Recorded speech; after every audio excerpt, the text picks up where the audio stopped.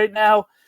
I am Danny. I'm running solo. I'm not sure. I must have hit it backwards. So let me know if there's a mess up here or there. But yeah, Pete is back for a 2-year deal. Player option. He's getting $30 million in the year one, and then it's slightly around 24 going into year two. We all know he's going to opt out of that because he's going to be demanding a lot more money, as we saw in the offseason. I'm just glad they finally got this done because going throughout the whole entire offseason, everybody's been saying the Mets are missing a bat. We need to get Pete back, especially since we signed Juan Soto in the offseason. Obviously, we're bringing back Francisco Lindor. We're bringing back Nimmo, McNeil, and hopefully another awesome year out of Mark Vientos, and hopefully a bounce back year for Francisco Alvarez at catcher. So this makes our roster and lineup even more potent right now because we have the protection. Now you would assume the lineup would be Frankie at 1. Then do you go Soto 2 or do you go Vientos at 2? Then you have either of them flip-flopping. Then you have Pete batting number 4. You can't forget Nimmo. It's really going to be interesting to see what Mendy has to offer on the lineup. And the best part of it is pitchers and catchers didn't start yet. There wasn't that drama looming around for the New York Mets to be like, hey, Pete, are you taking it or leaving it? It just seemed to be that, hey, Pete, the only offer on the real table that you really want is our offer. Take it or leave it, man. This is a perfect opportunity to come back to us and finish your story. Basically, he's a couple home runs away, like halfway through the season. Hopefully, as long as he's healthy, he's going to be the whole all-time New York Met home run leader. So that will be a nice extra bonus because if he doesn't come back next year, he doesn't come back next year. Vladdy Daddy is a free agent next year. So let's face it, if Pete doesn't want to come back, Uncle Stevie and King Cohen is going to be like, hey, Vladdy, come here. We got a bunch of your boys. I'm sure he's boys with Soto and a bunch of other key Mets. So that would be a nice attraction if we were to able to get Vladdy, but if Pete doesn't want to come back next year. But like I said, this whole offseason was very drawn out and everything. Yeah, Chris, I'm so happy as well.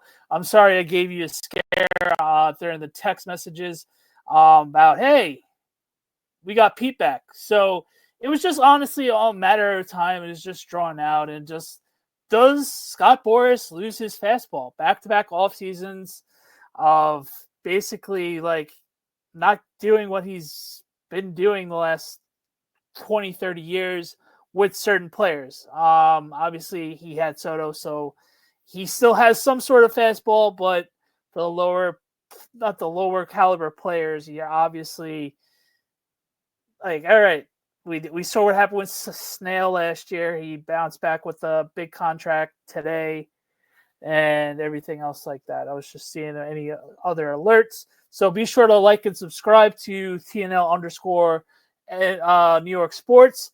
Me and Nikki are slowly growing this channel. Please like and subscribe. We're going to be bringing back all New York sports, as you see here with me talking about Pete Alonso and the New York Mets. I was at the Knicks game the other night as well. That was really fun. Thanks to Cranky for extending the invite, but I had loads of fun with him.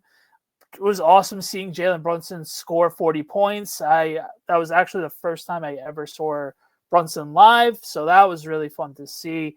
But yeah, tonight's all about Pete Alonso. And this whole offseason, I was really feeling, all right, we're not doing enough. Obviously, we got Juan Soto, but it's still not enough for this team to get back to where they were at the NLCS. And dare I say it, compete and make it a 6-game series or a 7-game series if we get a rematch against the Dodgers, who is absolutely loaded right now. I think they just gave me a deferred contract, all jokes aside. But The pitching is still scary a little bit. It's about the trust. I thought they were a little too cute with the Clay Holmes signing. I do love the moves that we did with the bullpen, so I'm really excited about that as well. We got our buyback. Hey, look who it is. I got Spiro. Me and Spiro with Spiro. What's up, man? Thanks for hopping on. Going on, Dan? What's going on, It's so funny, man. You and me were talking, and we're like, "Hey, you gonna do anything about the Mets?" And then, literally a half hour later, Pete Alonso is back on a 1-year deal.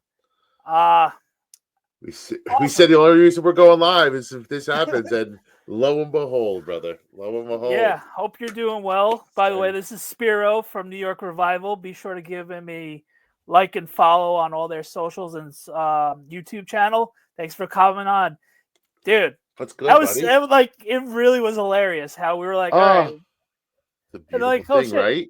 Pete's side.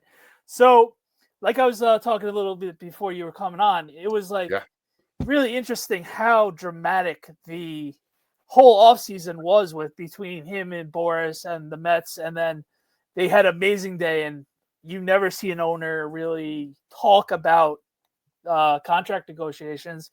And Steve was like, hey, man, this has been more dramatic than the Juan Soto deal and everything else like that. And I think after that, because of the flirting of the Blue Jays and everything else like that, we're like, all right, Pete, now or never, bud. Yeah. Should have got the pot. You're right, dude. Steve stepped in, but I like that. It sounds like he just gave the reins over to Stearns here. He's like, yo, this is yours. Like, I got Soto.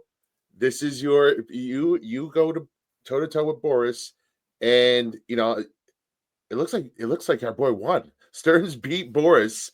It's a submission here.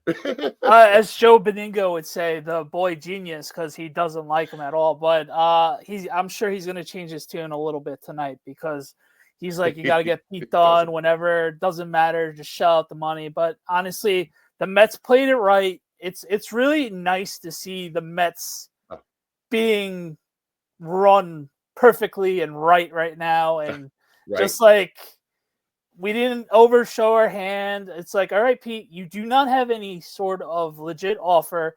You do not want to go to Toronto. You do not want to go to the Angels.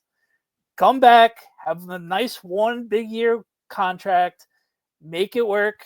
And then if you want to come back, you come back. Obviously, he's not taking $24 million if he's having a year we all hope for him to have. But that's what it is. It works. It works. Like, if he's coming back on that contract, that means he's either hurt or just continued the downslide, which we hope it doesn't happen. But agreed. Let's not like, well, the player opt out. If he mashes, he's out, and that leads you right into Vlad, right? Right. So it's almost worked out perfectly. So there's less pressure too on Pete this year. Like, it's year 2 of betting on himself, not year 1. So, like, you hope he learns a little bit from last year. You got Soto to take the pressure off. Lindor's, he's your third fiddle, maybe even fourth fiddle if Vientos does what he does. And, really balls out. So, no pressure on Pete this year. I was thinking in my head, I was waiting for you. I did bring it up a little bit. Constructing the lineup, if you're Mendy right now, obviously Frankie is batting number 1. Here's the $1 billion question. Do you go Vientos 2 or do you go Soto 2? I think I'm more concerned with Soto number 2, and then more concerned. You said no. Well, I'm more concerned of like Vientos. Like I hope he continues to build on what he was last year, and especially with the home runs in the playoffs and everything else like that. I think you go Soto 2. You get more pitchers for Lindor starting off the game, and then hopefully you get a lot of guys behind him. And then do you go Nimmo 4 or you go Pete 4, Nimmo 5? It's so weird. Like it's so weird with Nimmo. Nimmo is no longer the get on base guy, and let's have him lead off. Now he's like the like the pseudo power guy, and just batting 220 was so weird. But I don't like it. It's so weird. I hate it personally. You gotta put Soto though. You're right. You gotta put Soto at that 2 spot, because that OBP and Mhm. just imagine leading off the game with the type of pop Frankie Lindor and Soto are going to give you, and then you follow that up with Alonso or Vientos. Take your pick. I Right. mean, it's just their 1 through 4 is stacked now, and it's just a relief. It lengthens out the lineup so much, Big and time. I truly believe. And we were talking about Nimmo for a second. We're in for a bounce back year at Nimmo. Something happened that bathroom fall, whatever it Oh, yeah. was last year. I think you got like post concussion kind of stuff going on. I don't Yeah. know. Like it seemed like Rizzo like right from the year And before, yeah, and then right? the foot in the playoffs, he was Yeah, barely able to he was like cursed in that something second was half. Yeah, yeah, and he was actually on a all-star pace. He actually yeah, should have been our representative other than Pete. I yeah, know this is a absolutely. Pete love fest tonight, but let's Yeah, call it for what it is. But and then hopefully with Alvarez bounces back with his that's injury my guy, last year. dude. That was a big dud. And Yeah, then yeah, he yeah. had a couple moments here and there, but like we obviously need him to bounce back. And then like there's still little question marks with the outfield. You either Siri and Tyrone Taylor. Does Tyrone have another good year? Because let's face it, Mm, he was one of the unsung heroes towards the end of the season where no one expected that to be the case. And it sure, was like, sure. can he lead that on? And then does one of our young prospects come and take over center field? Is it Mm. Acuna or is it Gilbert? Gilbert's the outfielder? Gilbert's the outfielder. Yep, Yeah. Gilbert's the outfielder. It'll. I think he will be fast track because he was get reportedly close last year, and then he had a nice hot like end to his season. He was injured Right. again, like most of our top prospects that were injured. Mhm. It'll be interesting, man, because like, where's Marte? What's Marte gonna do? Yeah, I was gonna say Marte's the hopefully DH and we'll figure it out Forgotten what man, happened. though. Like Yeah. forgotten man, like It's the a good fact that we're forgotten man though. right, I'll take exactly. That's the, like a good this is the problem new to have. Mets. The new Mets are like we're talking about good players being the forgotten men, where like that was supposed to be that would be our star a couple years ago, and we're Right, he banking on was. him. He Yeah, was. right, right. Until he No, it's a got good hurt. spot. He was the best free agent signing we had in a long time offensively. So Listen, do you think that this team is done? That's my question to you. Do you think that they're set in the pen? Set with because there Penn, was talks about Cease coming over for a little trade talk, but it seems like they had someone else in the works. But did Pete now put an end to that? Penn, yes, Penn is done. Okay, I think we got to go one more starter. I feel we'll be feeling more comfortable with one more yeah, starter. Is it Cease or is it King? I maybe probably not now unless they're comfortable giving up some prospects. yeah, I true. personally think King would be the cheaper value. Mm-hmm. They're both free agents, so it's Yeah, really comes down to who are you more comfortable giving up a little bit to get him here. But if he doesn't come back, you're like, oh, that sucks. But hey, we got him for 1 year and we right. made it the best possible. And we'll have a guy that's actual an ace. Manea was great towards the second half of the season. Senga didn't do anything last year, but I think they were still very cute with Clay Holmes. I don't care what anybody says. It'll I be hope I'm interesting. wrong. And they did enough for him not to have to go back to the bullpen. So it's really Yeah. going to be sink or swim with him. Ah, Don't love Frankie Montas, but hopefully, like last year, I didn't like the Minea or Sevi moves. So hopefully, I'm proven wrong again. right. That's the I thing. I think Stearns has earned a little bit of our trust, right? Like after doing Right, what he did right, last exactly. year, like the Madigan for essentially Iglesias, it looks like. It looks like Iglesias is gone. Madigan's gonna take over his spot. Yeah. The Montas, you hope that he's what Sevi did like last year, that the replacement for him, because at the end of the day, Sevi's ERA was around 4.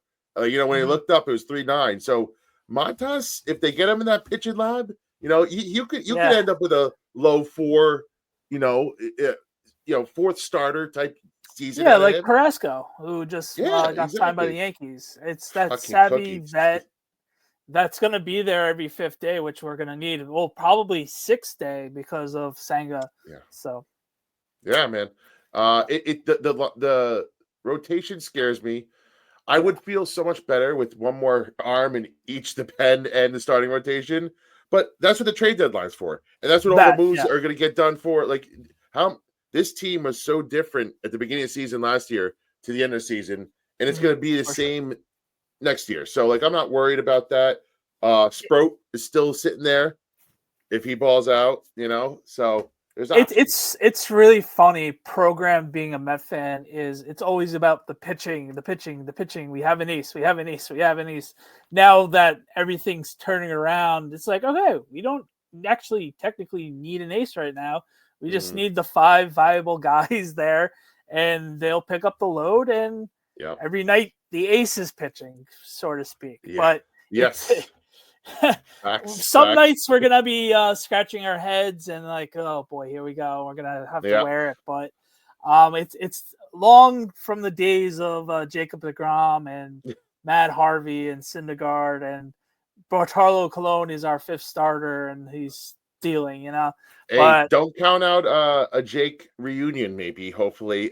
Isn't he like on the trade market every once in a while? Like I've heard his name pop up. I've seen those rumors. If Texas falls out, I don't know.